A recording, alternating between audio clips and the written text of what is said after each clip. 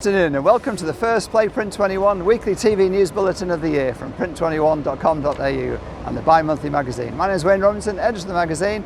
Happy New Year to you all. It hasn't been a happy new year for everyone, of course. We've all been following with gasps and bated breath the gigantic bushfires that have been going on around the country, which of course have impacted the print industry like many other industries. Fortunately, we're in a position to report there have been no fatalities in the printing industry, so we can be thankful for that. There have been, sadly, amongst the fireys, and we obviously respect them and tip our hats to them for a great job they've been doing. Printing has been impacted though. Industrial Print Co was one of those that spent some time, a whole night in fact, battling a potential devastating fire. There was a raging fire on the mountainside 200 metres away. Steve Scott, their general manager, says his staff were up through the night fighting off red hot embers, putting out spot fires that unfortunately only got as far as the back fence. But Steve tells us some hairy moments, but fortunately for the company, they saved off the attack and no business was impacted because it happened over the Christmas period. Not so lucky as the Stuart and Alice doors say on one of the typical printers, Kangaroo Island, big Quince print. They did save the business, which is located in a wooden building, so they must have been nervous to them. Stu tells us he spent more time fighting fires than printing over Christmas. And now the big issue is a complete drop-off in trade because no tourists, obviously, means all those businesses that were supported the tourist industry aren't really functioning. And also the island businesses themselves, the sheep studs, for instance, hundreds of thousands of sheep burnt. There's no markets, there's no sales, therefore there's no brochures and other marketing collateral. On the New South Wales south coast, another area severely impacted, Bateman's Bay around there.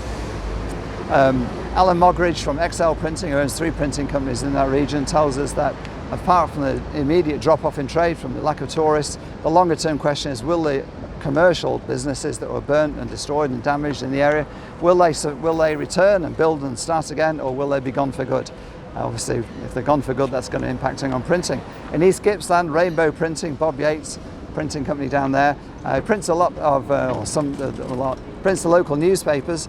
So as they're really struggling for pages, as no tourist means no advertising because there's no one to sell to.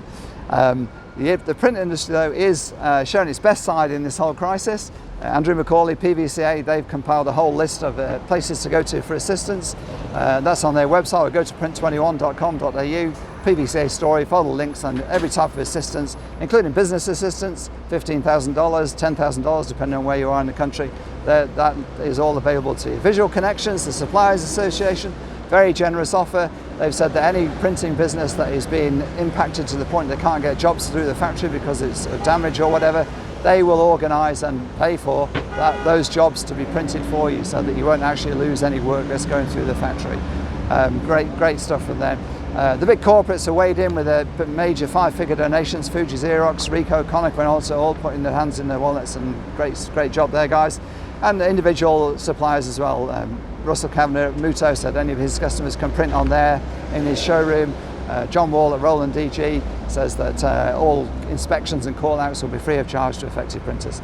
So print putting on its best face, helping each other in this time of crisis. That's it for this first issue of Play Print21. Go to print21.com.au for all the latest updates on the fires and all other news. This is me, Wayne Robinson, signing off.